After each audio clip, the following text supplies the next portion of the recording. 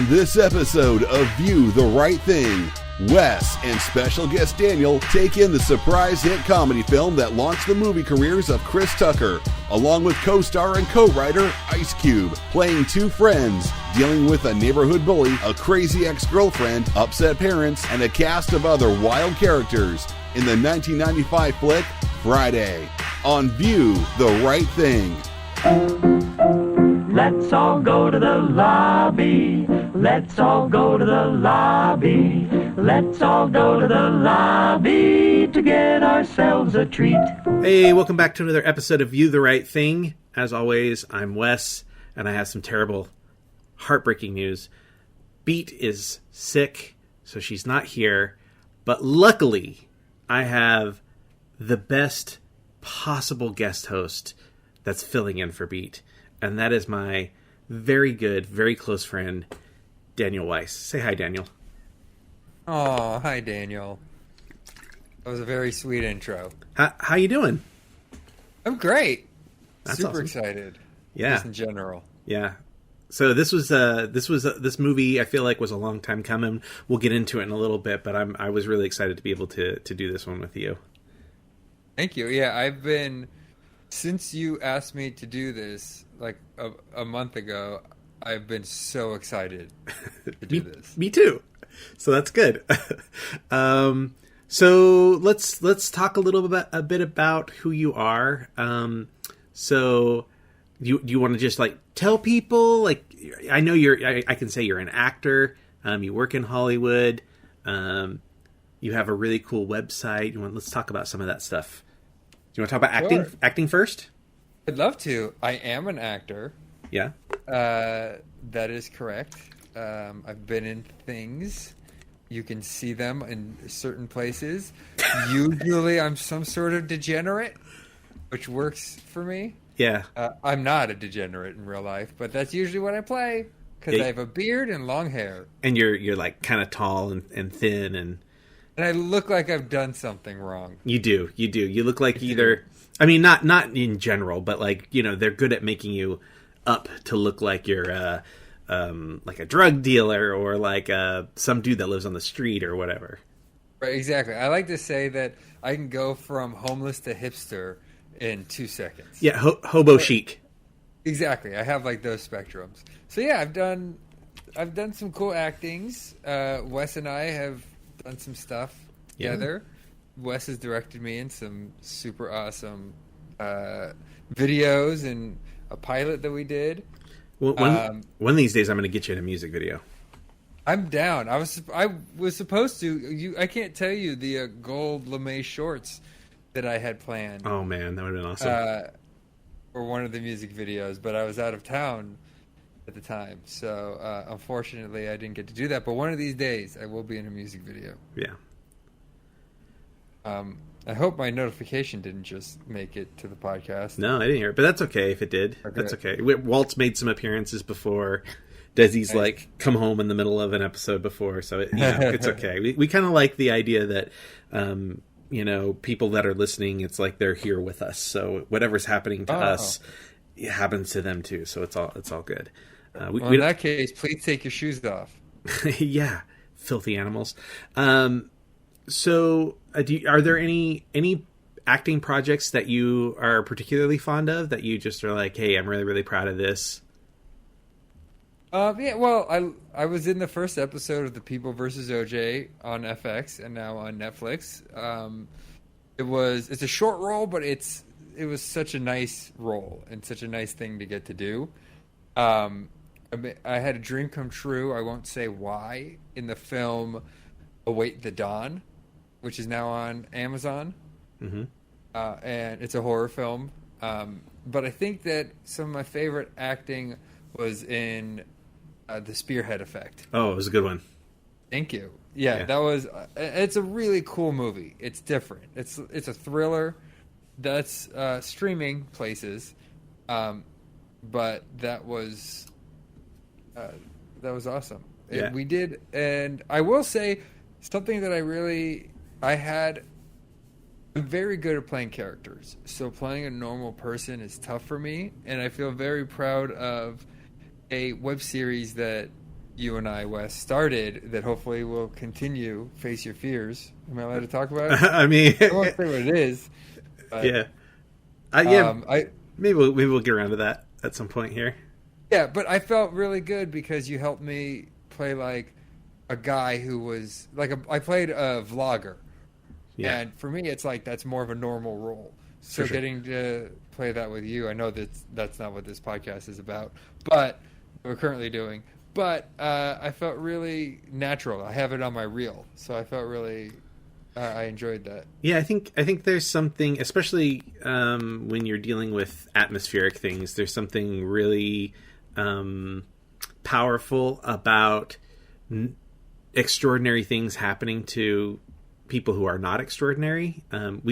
So much of film and TV, people are like super powered or great detectives or whatever. But I think like when something crazy happens to a normal person, it's I think it oftentimes has more of an impact. So I agree. Yeah, and I think that we really found that in the first episode. So hopefully we'll get to do more and get that out there. Yeah, one day. Yeah. I was gonna say that you mentioned a horror film. You've done quite a bit with horror.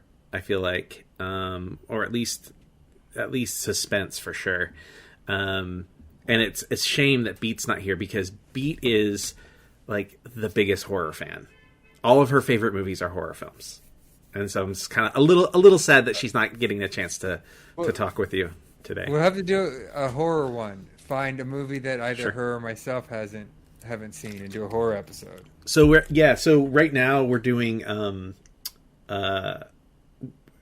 things that are sort of curated right now, but normally we have a wheel that we spin, and the wheel has like 80 movies on it or something, and there are a bunch of horror movies. So maybe the next time the wheel picks a horror film, I'll call you and we'll arrange for you to be to come back and be a guest. Nice, on that I'd love to. Yeah, we just got done with I think like 4 weeks of a horror film, 3 or 4 weeks of horror films in October. I wonder why? Yeah, exactly. And so we had I'm trying to remember what we did. So Beat loves horror films, but she hasn't seen classics, which is crazy. She's very like she's a little younger, and so she's very into modern stuff. Like Saw is her favorite. And so she'd never seen Psycho. That came up on the wheel. And then something... What was the other one? The Shining came up on the wheel. And they came up back to back. And it was purely just coincidence. And so we're like, okay, we're going to put these in October. So we kind of... this when we first kind of came back to the podcast and she agreed to be the co-host, we recorded a bunch ahead of time. And so we hadn't known what our start date was, and then when those two came up back to back, we're like, okay, let's put these in October, and then we'll work backwards, and that'll be our start date for coming back. Nice. And so she had never seen The Shining, which was really, really a great experience getting to talk about that with somebody who was experiencing it for the first time. And I was a little worried she was not going to like the movie, and it turns out it's now one of her favorite films. So. Nice. I think that The Shining is one of those movies, and again, I know this isn't the movie we're talking about today. That's okay. But I think that that's one of those movies that you're like, okay, it's not for everybody, but then you don't find somebody that dislikes it.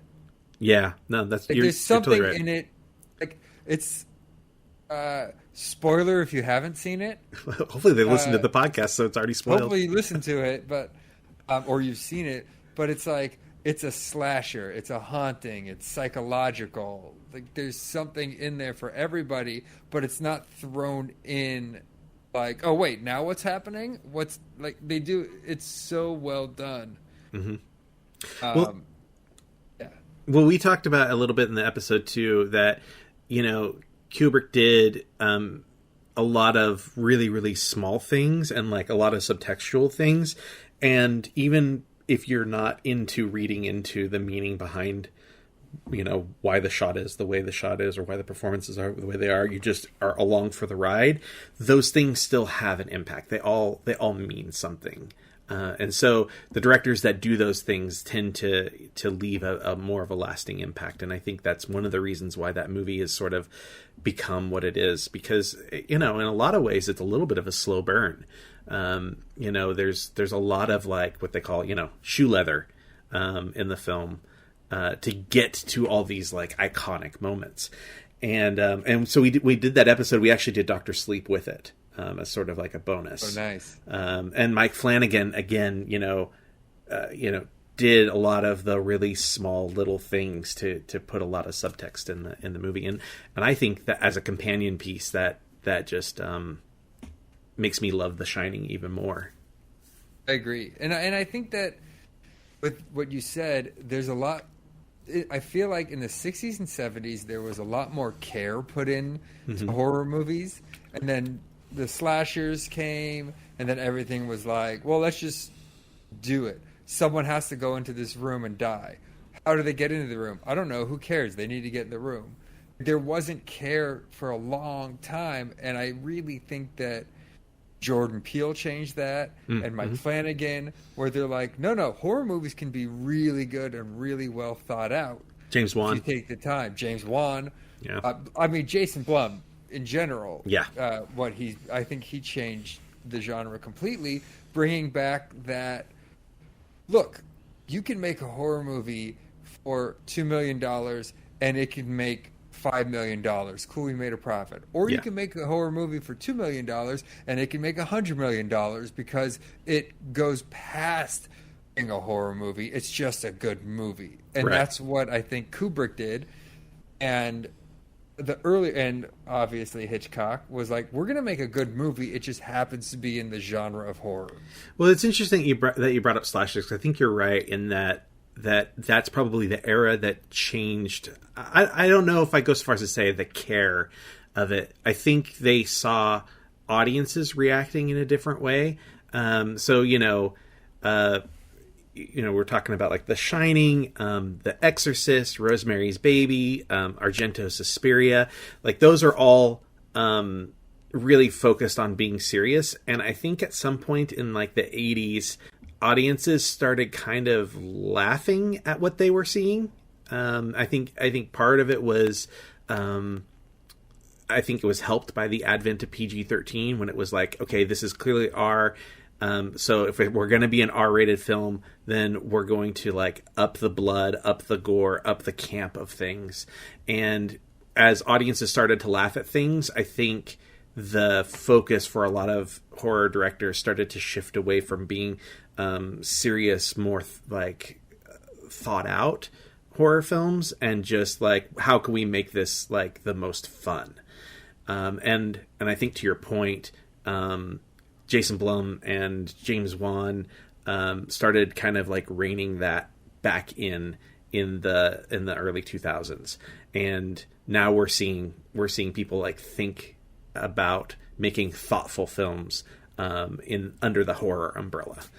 And that's why I love Mike Flanagan, because all of his movies are about love or compassion or grief or addiction, and they're just like so thought out and so meaningful, but they're still like these kind of fun, suspenseful horror films at the same time. Yeah, I agree completely. I think it's the same thing. And it's the same thing with Ryan Murphy, where it's like, horror can be beautiful. Mm-hmm. Horror can be well done. You can have a great story. And have a social commentary. Like, Ryan Murphy's really great about having social commentary in his stuff. Exactly. Yes. And the thing that I love about Mike Flanagan is almost everything he does has townies in it. Mm-hmm. Yeah. And that happens to be a genre I play very well. Yeah. You got to get in with that guy, man. Look, that guy uses the same people over and over again. Working on it. That's my pitch. Looking for a townie?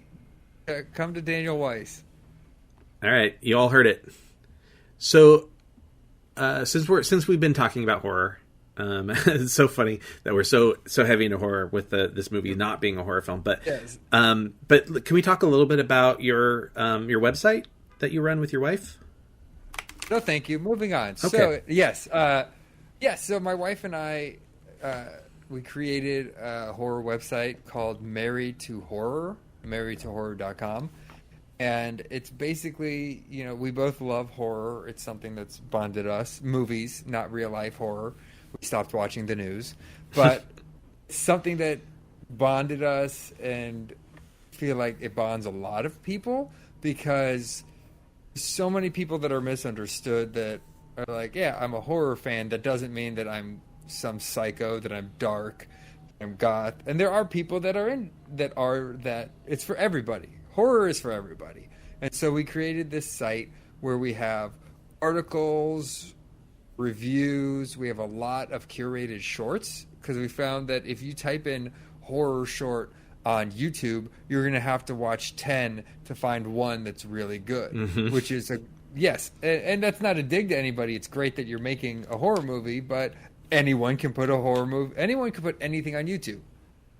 So for us, one of the things that we love doing is curating horror videos, so that you can come to it and go, okay, cool. If I like a couple of them, then I like this style. And then, you trust us and you go, oh, okay, I'm going to keep watching them. And we have, same thing we have watch lists. There's a lot of, top 10 best Shudder, Netflix, Thanksgiving movies, Native American movies, things that you might go, oh yeah, there's probably more than this one that I like. Yeah. Are there any shorts that stick out in your mind that you really love that you featured on there? There's a ton. There's a production company that we really fell in love with called Social House Films. And they, during the pandemic, just started filming at their place.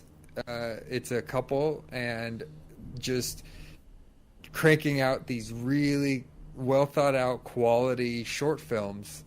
So we have a ton of them. We actually did an interview with them that's up on the site. It was really good. So anything by Social House.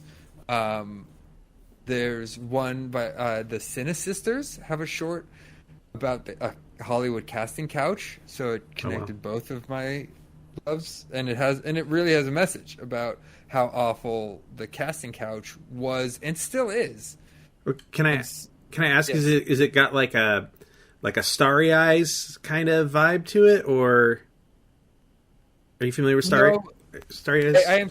Yeah, Starry Eyes was great and absolutely a depiction of some horrors, real horrors inside Hollywood.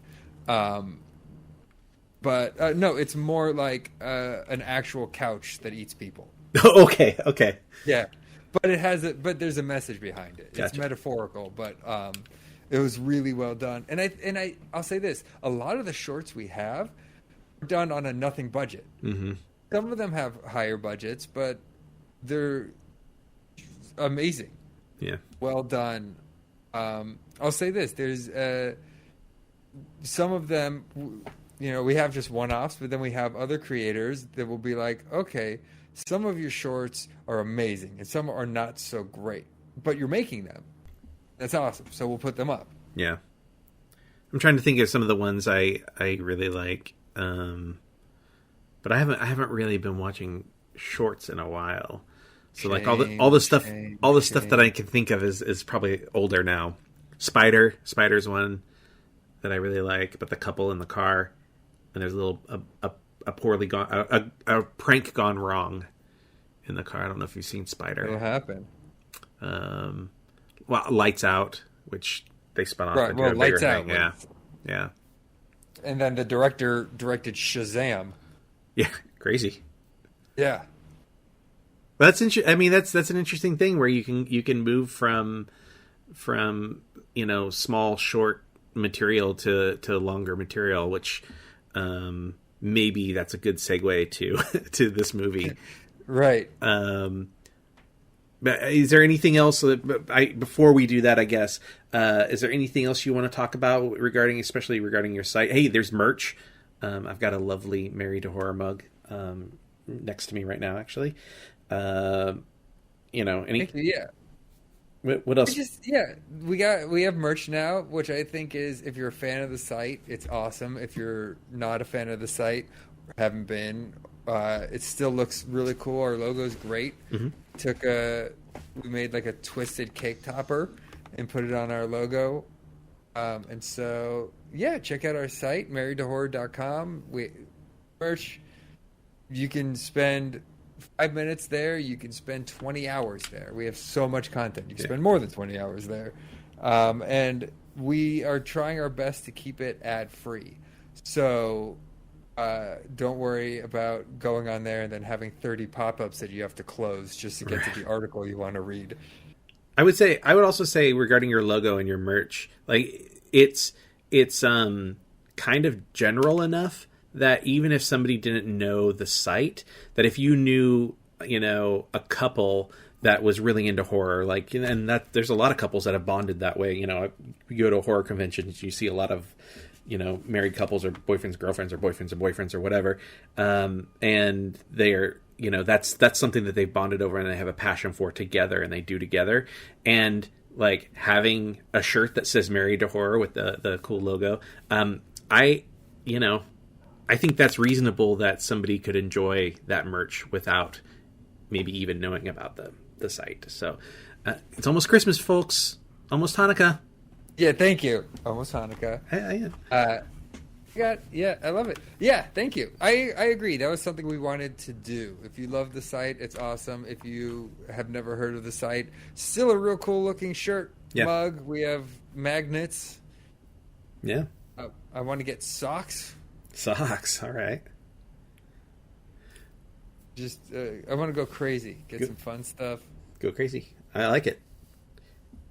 Well, I think we've reached the point of we should talk about this movie. What do you think? Oh yeah. So not a horror film.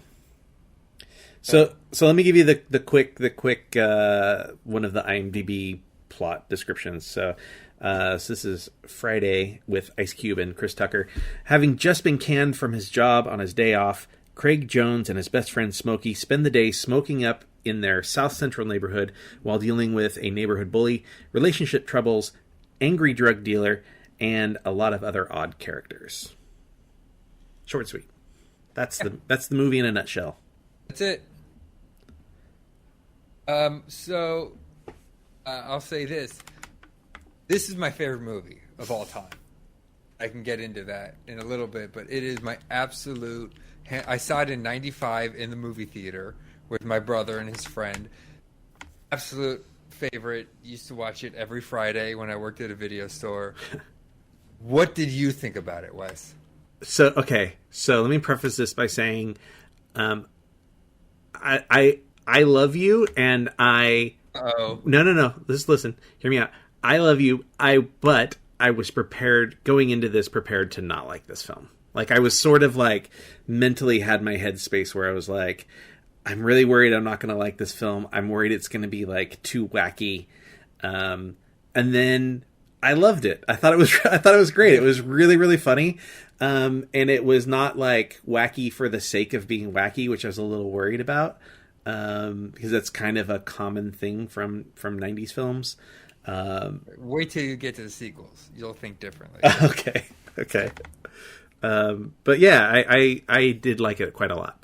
I found myself laughing. I had myself muted so you couldn't hear me, but I found myself laughing quite a bit. There was a lot of like small lines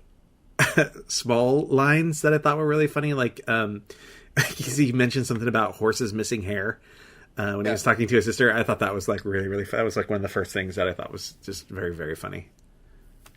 I think what's so great about it, and with that joke, is like the jokes are very relatable.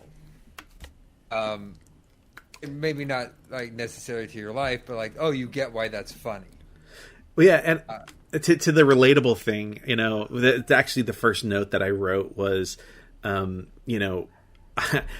a white kid growing up in the 90s in Seattle, this was very much not my experience of the 90s, but somehow it feels like this was the 90s experience. Like, even if this isn't what your experience was, this felt very like quintessential 90s. Like, it just felt like it was everybody's experience, even though it wasn't. You know what I mean?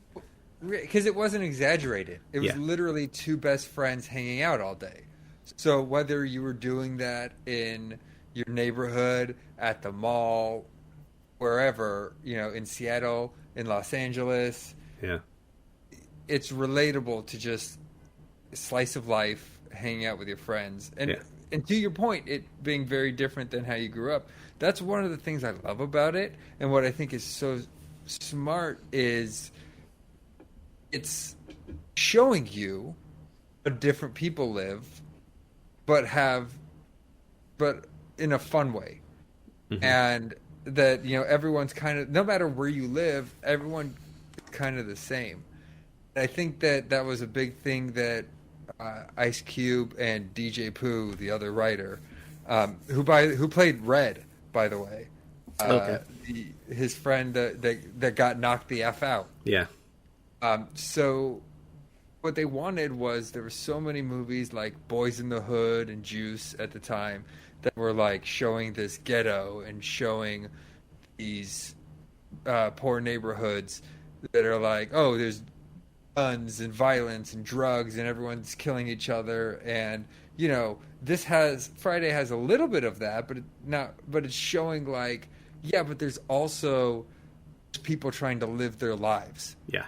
And no, not everyone is in the same economy as everybody else, but there's still great neighborhoods and great people that just live in maybe a lower income situation. Sure. Still have a great life. I think it's important to see that, to say, okay, I didn't live that life, but it exists. Yeah. Well, and I like that, you're talking about the experience of living maybe in this neighborhood at this time.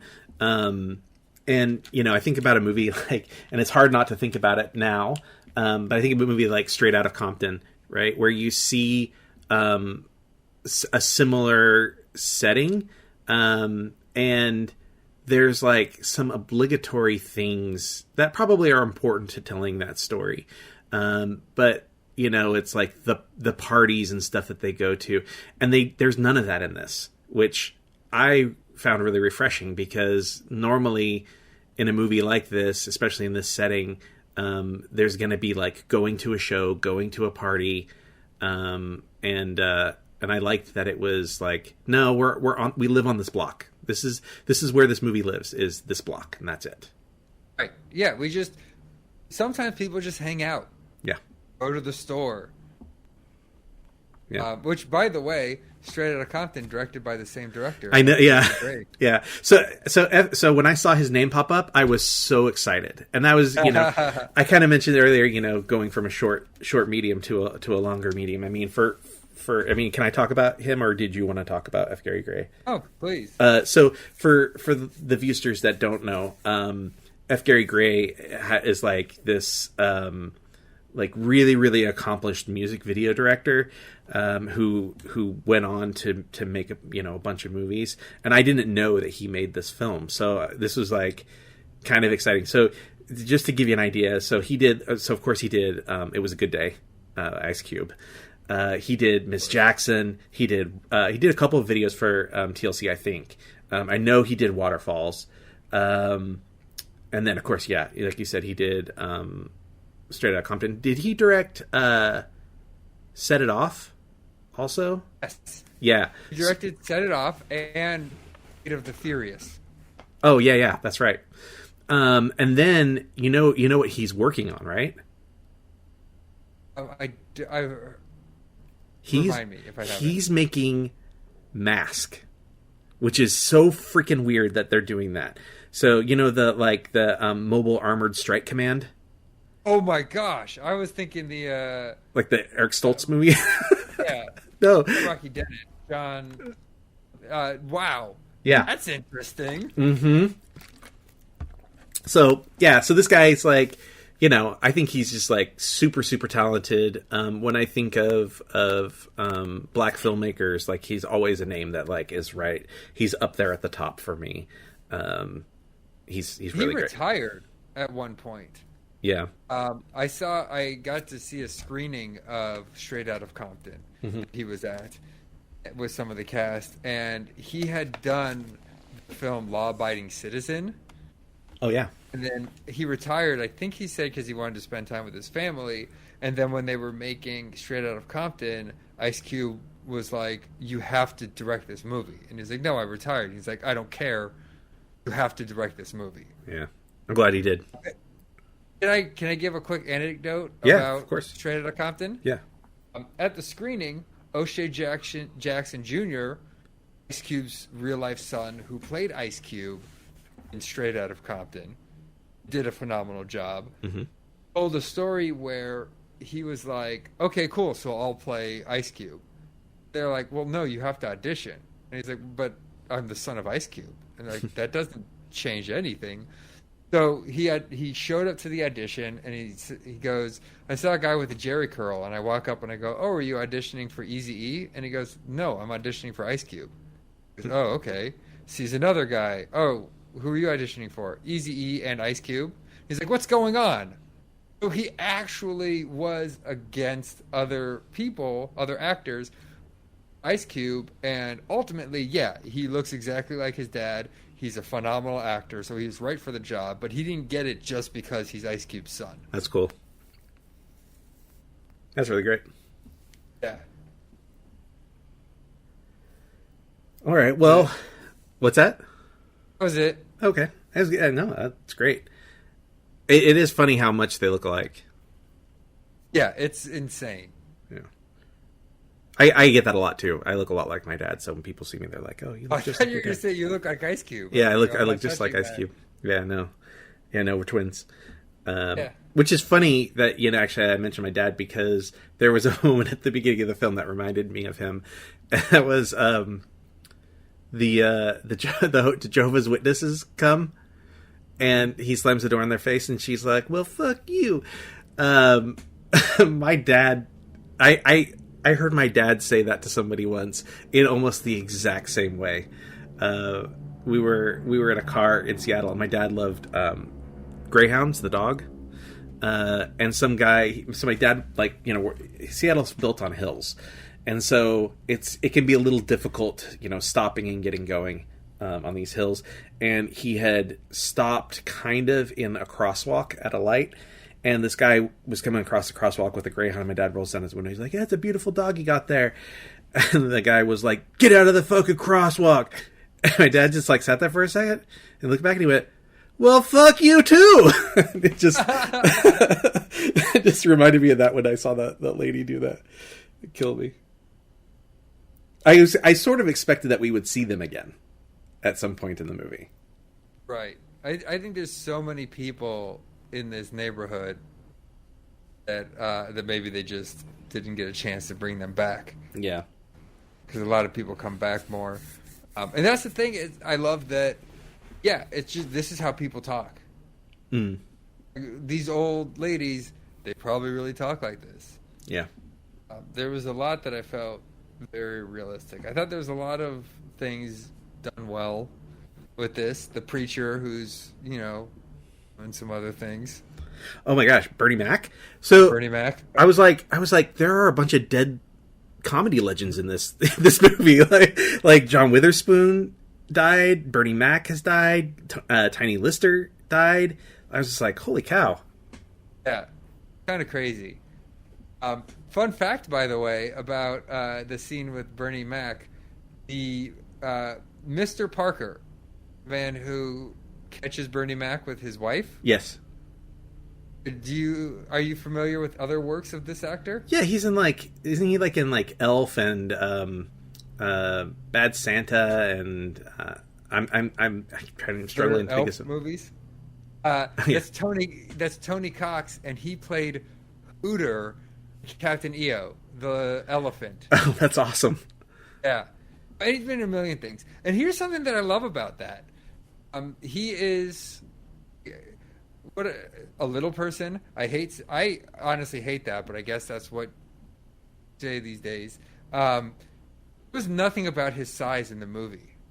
No. Yeah, no. Maybe you can say, oh, it's kind of visually funny, but then it's not. It's just he is a guy who's married to this woman caught his wife cheating. It's never made mention. No, yeah. His size at all, and he's someone to be feared. And I thinking about 1995, when no one was allowed to be offended by anything. It wasn't a joke. Yeah. Size. Well, it's interesting because not much longer after that, maybe a couple years after that, you had like Austin Powers and Mini Me, where like that was the joke, right? Right. So yeah, I think it's a really good point. Even at the time, that was the joke. But that's what I love is that Yeah. in this film, no, he was just an actor who did an incredible job. Yeah, I agree. I did notice something, not about that, that made me, obviously the movie's a little bit dated. There was something that I was like, well, if a young person was watching this now, what would they think? And that was, the mom said, I star 69'd her. And I thought, young people must think that's a sexual reference or something, right? So for anybody that doesn't know, when you use the landline, you used to be able to hit star 69, and it would call back the person that called you. So you would know it was before you would know who was calling you by looking at a display. Young children watching this movie are probably going, "What's that thing she's talking into, and why isn't it? Why wasn't it in her pocket? Why is it connected to the wall? Why is there a cord?" Yeah. Yeah. Fair enough. But there's not a ton that's like dated other than that. There's little things. Yeah, maybe the cars and... Right. But my question is, how many times watching this were you like, oh, now I get that reference. Now I get that line. Yeah. Oh, that's where By Felicia's from. Yeah. Like, the big one was the one where they're sitting and they both are like, damn! Like, and I mentioned, I jumped on the mic and was like, no, I understand what that's from. That was like, I've never known what that was a reference to. I was assuming somebody was going to get punched or something, and that was going to be their reaction. I mean, the reaction was to after the guy had been punched days earlier, but that's what I always thought that was going to be. So it was neat finally seeing the other side of it. right. Yeah, because there's a lot of iconic stuff in there. You got knocked the F out. Oh, yeah. How many times has somebody said that and gone, oh, what's that from? Yeah, I had no idea it was from this. Funny thing is that By Felicia did not become like a pop culture thing until maybe 5-6 years ago. Yeah. Well, it's funny because when we saw it in Straight Outta Compton, and I knew, and you made a point because we saw that together, and you made a point of like, hey, that's from Friday, and I was like, oh yeah, I knew that. I knew it was from Friday, but I hadn't seen it in Friday. But even before Straight Outta Compton, I feel like it had just maybe for a couple years been becoming more popular. Yes. And I'm just assuming it's people who were younger, maybe your age when this movie was out, and now as adults they're referencing this thing from their youth. Also, not to make me sound like an old man who had to walk 30 miles in the snow to get to a podcast when I was a kid. Mm-hmm.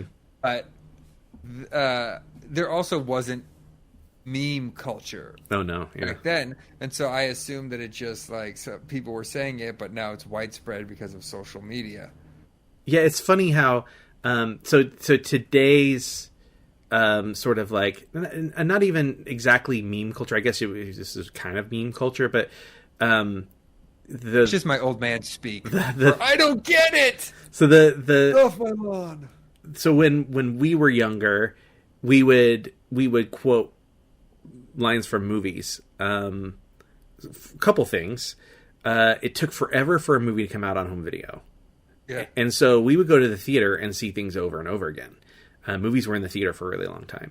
And we would learn stuff. And then when stuff would come out on video, we would get it and watch stuff over and over again. And we'd learn the lines. And then that's the stuff that you would say to your friends.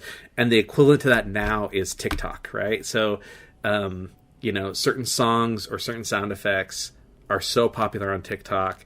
And so, young people, you know, that's I guess that's sort of the equivalent to today's young people. Yeah. You don't get it. I was trying to think of something from TikTok to reference specifically, but it changes so frequently that anything that I would come up with and say right now will be, you know, completely obsolete in a week. And I would not get it. So yeah. I had a question for you, Yeah. Wes. I kind of teased before we watched this a little while ago, and this is something to me, like every time I watch this, something new. I notice something new. Brought up to you. Did you notice any background actors? Oh, you know, that stood out to you? I was not even like really thinking too much about the background actors, Which is why I didn't bring it up again. I didn't want you to focus. Yeah.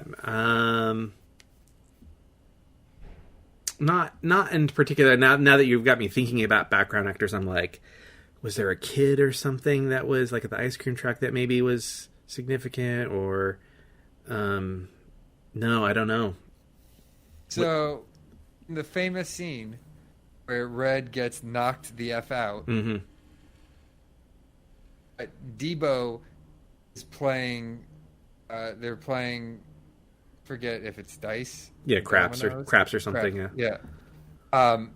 It's Debo, Smokey, one of the neighborhood kids, and just some other large man, like Sure. super muscular man.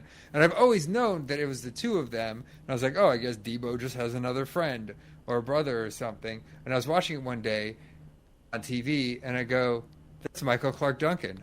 Oh my God! Really? Yeah. Oh, that's amazing. I was like, holy cow. He has no lines. He's just in the background of that scene. You see the side of his face, and then there's a shot where he's in the background. Yeah. Wow. Crazy. It's amazing. And that's one of those things that I love, to be like, you know, anyone that's like, oh yeah, he came out of nowhere in Green Mile and became this huge celebrity. That's incorrect. Like, he was working his butt off for years before he got Green Mile. But pretty cool. There was, although you did mention it, I believe it was in one of the ice cream truck. One of the girls is Megan Good, who's been doing a lot of acting now. Okay, I'm not familiar with her. I'm not too familiar, but I had looked it up, and she's been in a ton of stuff. But also, you know, some Greg's sister, I think she's acting now. Regina King. Yeah, you think she's acting now? She's done a few things. Yeah, Academy Award winner Regina King, you mean? Yeah, her. Yeah, I love her. She's great. She's amazing. Nia Long. The acting in this is incredible. The actors that they get. Yeah. And I did want to say, like, something that gets me. John Witherspoon, the comic legend. He's so good. Absolute comic icon. That scene with Craig in the fridge just gets me, and I could almost quote it verbatim. And we watched the director's cut. They extended that scene. Okay, I was going to ask you what was different about this movie. So there's more in that. And I'll get to that in a second. So he's a comic genius. Mm-hmm. His speech, Craig, about putting the gun down. Yeah. And how everybody's afraid to get beat up. Yeah. Is amazing. Like, where was his Academy Award nomination? Well, you know, it's actually, so I only have one other note, and my only other note was about John Witherspoon, actually. I loved that he wasn't an asshole. Like, the character's not a jerk in the film. And it's so common especially in this era, but in comedy movies, like for dads in movies like this, to be grouchy and unlikable, and then it's like, oh, they change at the end, and so it's like, right. That's not who this guy is. This guy actually cares about his family, and he wants good things for his family, and like, yeah, like every dad gets like exasperated by his kids, but like, right. he still cares about them, and I thought that was like, even he left the dog catcher thing out for him on the bathroom counter, was like, pick that up. Like, even that, like, he wasn't overbearing about it, You know, He wasn't like, you're going to get a job because you're a deadbeat and blah, blah, blah. Yeah, you're going to meet with so-and-so at this time, this afternoon. You better be there. You know, like normally in a movie, that's the conversation. But that's not what that was at all. And I was very impressed with not just John Witherspoon's performance, and he's really funny, but the care that the writers and the director took to making sure that he was a family man. And again, that's what they wanted to portray. That's what Ice Cube and DJ Pooh wanted to show, was just because they're in a lower income neighborhood. I hesitate to say ghetto because I'm not a fan of the description, but a lower income area doesn't mean he's a bad dad. No. He's actually doing very well for his family. Like he's taking care of them. They're great parents. Yeah. Taking care of them. You should have a job. You got fired on your day off. Yeah. He seems to have a lot of affection for his family. And that's the thing I really... Right. Really, it stuck with me. And it's very clear from the beginning. Yes. So that's my only other note. Give me some more... What other things make you love this film? It's just like I'm a big fan. Like I said a little earlier, I'm a big fan of day in the life movies, Clerks, Mallrats. Just seeing so the fact is that just these guys hanging out in their neighborhood. So that's something I love. The jokes are amazing. It's music I've always loved that's on the soundtrack, and you know, just you can put this on at any point in the movie, just watch it. Yeah. If it's on TV, I'm watching the rest of it. Yeah. Wherever it is. You know, it's just this nice, fun, light movie, but it shows a realistic side that you probably haven't seen before. Yeah. And that's really what I love so much about it. Well, I think too with that, you know, Ice Cube, how he plays this character, because like Chris Tucker he's Chris Tucker, and he's like big, like he even does the Michael Jackson dancing in this, and like, you know, he's over the top. A lot of these characters are real characters, but especially for Ice Cube, is this his first? This wasn't his first acting. Ice Cube, no. No, what? Boys in the Hood. Boys in the Hood. That's right. A few other. I think Higher Learning was later. So the fact that he played this like as a straight guy, like I mean that in comedy terms, by the way.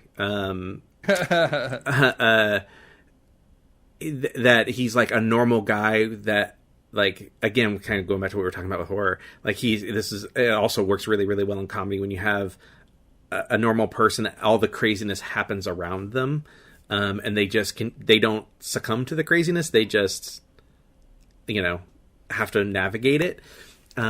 Works really, really well, and it's really interesting seeing him in this and then comparing it to some of the other things that he's done, because I think maybe because this is like it's an all black cast made by black filmmakers, probably really, really helped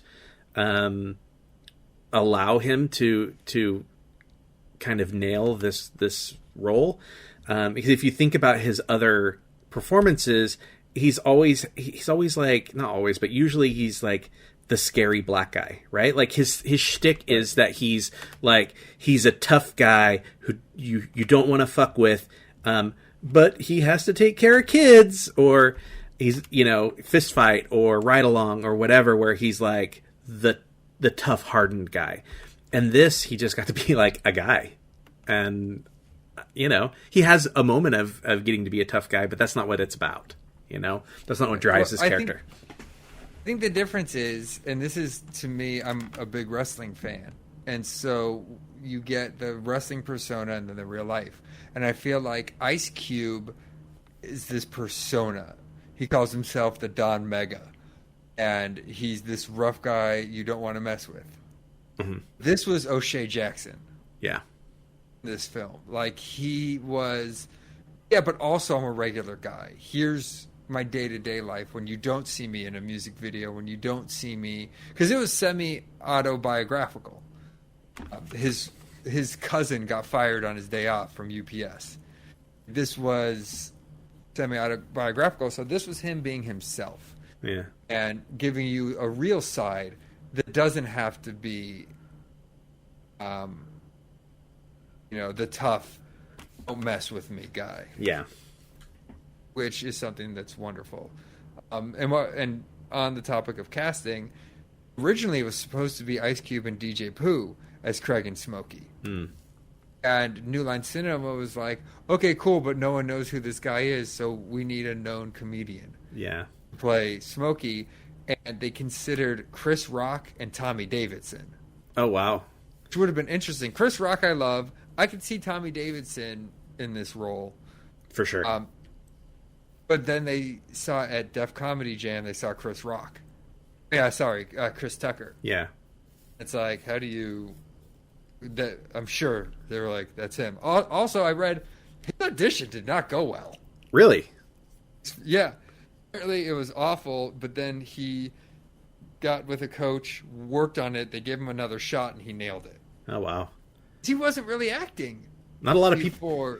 Not a lot of people get that opportunity. That's pretty amazing. They must have just seen something in him. Yeah. Oh. Yeah, it's pretty. I like everything about this movie when it was made at the time. Ice Cube now is very questionable. At the time, I think they made a lot of very good, very thoughtful moves. Yeah. Well, and I think, surrounding, probably some younger, not as well known people with, again, with comedy legends or people that were pretty well established. Phase on Love is a really good example. Yeah. Oh my gosh. So, EJ Johnson, who played Ezel, the oh yeah, they called him the neighborhood crackhead. He is incredible. Yeah, he's really good. Yeah, so it was a really well made movie. I was really pleasantly surprised. Very happy to get to watch this and to be able to talk to you about it immediately after. I'm glad too. Yeah, I'm so glad you finally get to see it. That you enjoyed it. By the way, yeah, would you like to know the budget and the gross? Sure. So they made it for $3.5 million. That's very little.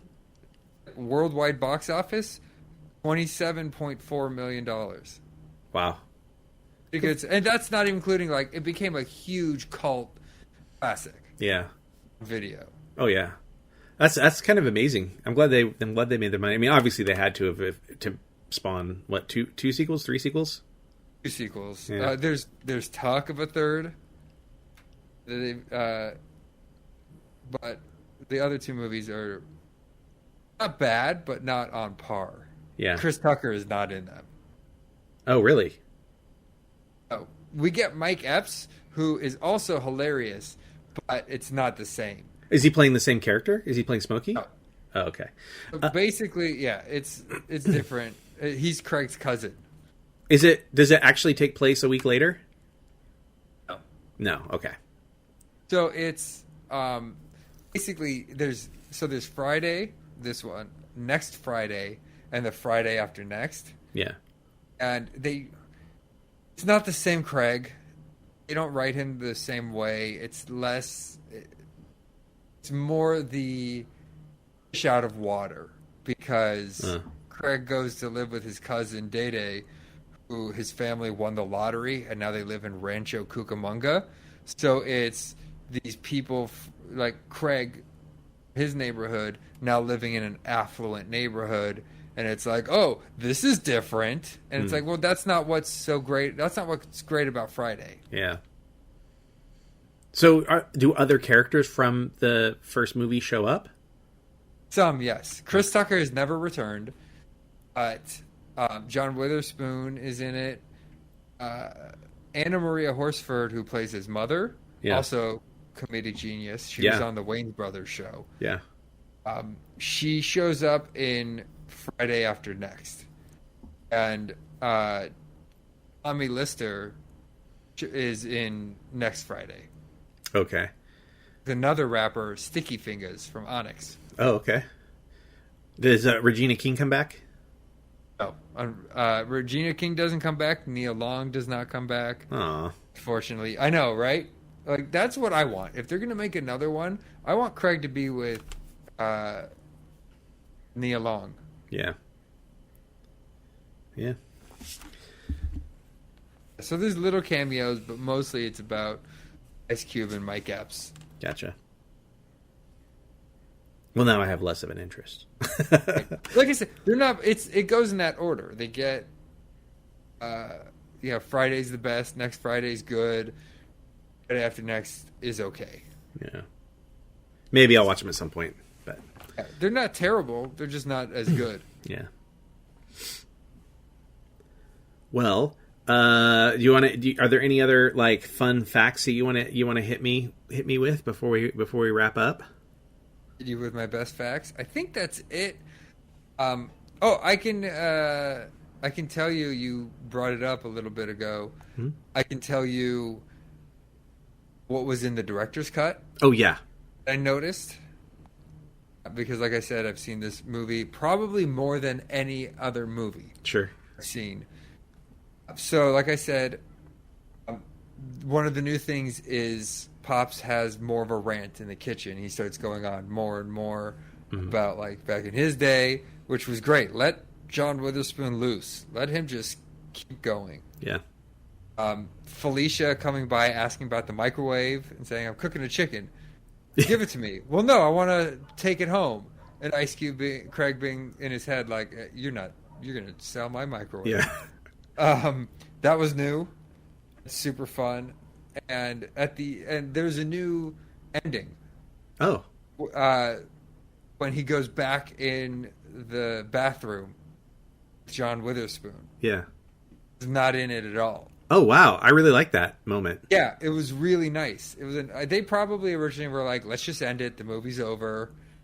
He ends it. Originally, it's after they say goodnight. He's or after the fight. Yeah And with Nia Long, which is one of the lines I love as well. Like, what time are you gonna wake up? 8:30. I'll call you in the morning. 7:30. yeah And it's him in bed and his girlfriend. He does his girlfriend calls and he goes, we're over. So that bathroom scene was it was very lovely. Yeah. I'm glad that they put it in this director's cut. That's great. Yeah. All right, was that it? I think that's it. That's what I noticed. They did take some stuff out that that didn't need to be in there. The kid who knocks over their trash cans. Yeah. They catch him at one point. But other than them whipping him with his belt. Oh wait, that was in it. Yeah, that was in it. Yeah, full disclosure, I had to use the bathroom. Ha! So that was in it. I forgot. So yeah, they didn't take much out. Okay. Trying to think. Looking at my notes, I think that is about everything. All right. That I have to say about that. No one cares, but another rapper, Dub C, was one of the shooters in the drive-by. Oh, who okay. Later formed a group with Ice Cube called Side Connection. Oh, okay. Mac 10. That's cool. Just, I love hooking up your friends. Yeah. Things like that. Here's a little role. DJ Pooh can't play one of the lead characters, but here you can be a smaller role. Here, my friends can be in this. Yeah. That, and it just makes it more fun. I agree. I just want to say thanks for letting me watch this with you. Yeah, I appreciate it. I knew this was your favorite movie, and I sort of avoided seeing it for a long time because I was like, the first time I watch it, I want to watch it with Daniel. So I'm glad that I'm glad I made it. Yes, we did it. I didn't give in. Is there anything you want to anything else you want to plug or pitch before, we sign off here? People go to marriedtohorror.com. Yes, please go to marriedtohorror.com if you need some horror needs. We are there for you. Yeah. And I think that is... What's the website that people can see Wrightwood on? IndieFlix. So yes, film that I co-directed and co-star in. Wrightwood. It's a horror short film. It's currently on IndieFlix. I believe you can do a 7-day free trial for it. There's a bunch of other great horror shorts on there. Great. Check it out. It's different in a good way. Yeah, it is. It's fun. Yeah. Well, nice to people. Yeah. I want to plug that. I want to plug being nice to people. Yeah, there's not enough of that in the world. So. There isn't. Just, if you're nice to one person a day, it makes a big difference. Yeah. Well, I like that. We'll about it. We'll leave it there then. Be nice to people. Until next time, everybody. Bon cinema.